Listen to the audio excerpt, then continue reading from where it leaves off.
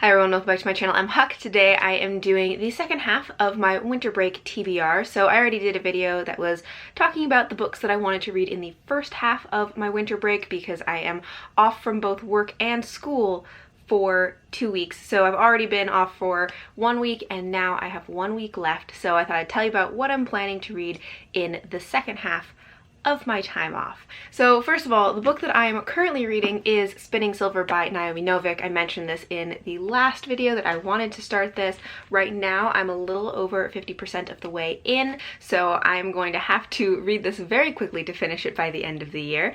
I still have 2 days because I'm filming this on Monday. This is a standalone adult fantasy Rumpelstiltskin retelling following three main perspectives of these three girls who kind of get put into impossible situations and have to be really clever and resourceful and get themselves out of the situations and save themselves and the people that they love. And it is in a very wintry setting. Right now where I am, it's just rainy, not wintry.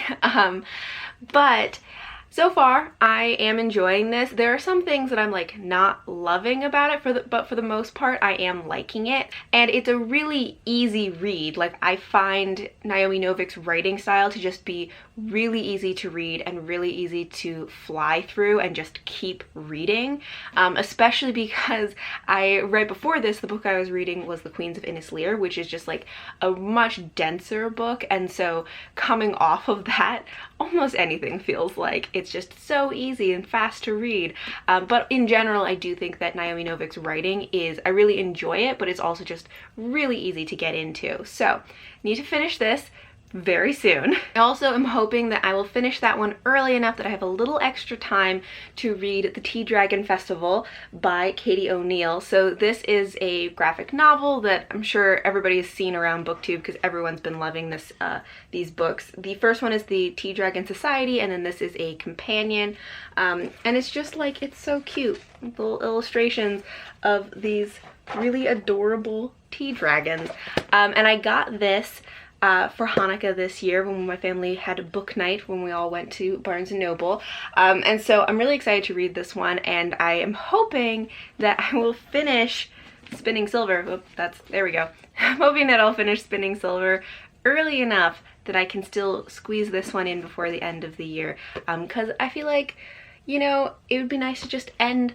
This seems like a good note to end on. It's just like so cute and so wholesome. It's a good way to, you know, end the year. Then it is going to be the new year, so I have to plan what is going to be my first book of the year, which is very important to me, at least. I like to think about like what's going to be the first book that I read this year, to kind of set the tone and start off on the right foot. I think, like a lot of people, I like to either do a reread that I already know I will love, or like a new book from an author that is a favorite that I know I will love that book, just to have like something that you know is gonna start off the year well. So I feel like it's gonna be a surprise to no one that I picked a Juliet Marillier book, which is Dreamer's Pool. So this is the first book in her Blackthorn and Grimm trilogy. I really enjoy this series. I have never reread it, actually. I just read each book as they were coming out the first time around. So this will be the first time I am rereading it, which is fun. And there are a few reasons that I picked this. One, of course, is that it's a reread, it's a favorite author, so of course it's a good way to start off the year. Also, I recently saw Sam from Sam's Nonsense has recently started reading this series, and so that kind of reminded me of it and got me excited about it again.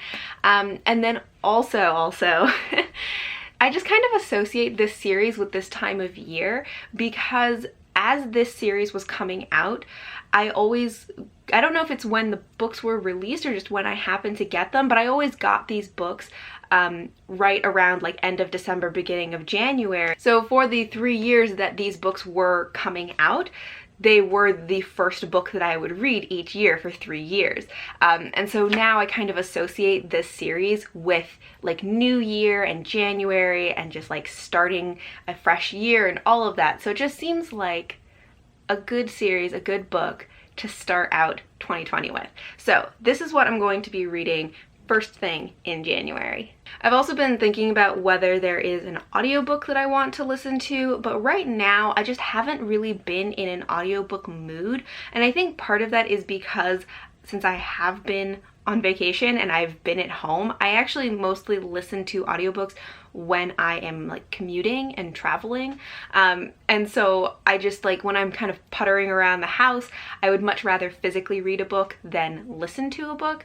So I just haven't been in an audiobook mood. So once again, my main plans are just reading, but I also am hoping to kind of get outside and go on walks. It is very rainy right now and hopefully it's gonna snow soon, but either way I would like to get outside. But at the beginning of the year I really like to go on walks, and a lot of times I'll try to make sure that the first few days of the year I just like go on a walk every single day. I don't know why, but it just feels like there's just like a feeling in the air that I like to be outside, and it just seems like the thing to do. I don't know. I like to be outside, you know, on New Year's and at the beginning of the year. So I'm hoping to get outside.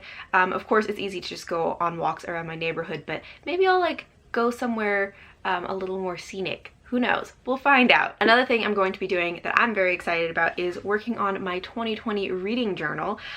So actually just on Saturday, my family had our Hanukkah party, and my sister gave me an Archer and Olive journal, which I really, really love. It's so pretty. I've never had an Archer and Olive journal, but I decided that this year I want to like really, you know, do a reading journal. I've had like bullet journal style reading journals before, but the one that I had for 2019 was just like a really cheap notebook that I had from Michael's, and like it worked totally fine. And at the time I bought it because I wasn't totally sure if I was going to keep up with my reading journal, so it made sense to get one that like wasn't super expensive. But now, like, I kept that one up for a full year and I really liked having a reading journal, so I want to do it again, and I decided I would like to have like a nicer quality journal. So now I have to do all of my setup, all of my 2020 setup spreads, and then also I have to set up for January and pick a theme and a cover page, because like for the spreads that I do for the whole year, those ones I do pretty plain and usually just black and white. But each month I like to have a theme, like a lot of people do, and I like to do a little cover page and everything. So I'm not 100% sure what my theme for January is going to be just yet, but I'm really excited about this. So this is something I'm definitely going to be doing in the next week. So those are all of my plans for the second half of my winter break, reading and otherwise. Now I have to go film a whole bunch of other videos. I hope you all had wonderful holidays and you're gonna have a wonderful new year. Thank you all for watching, and until next time, bye!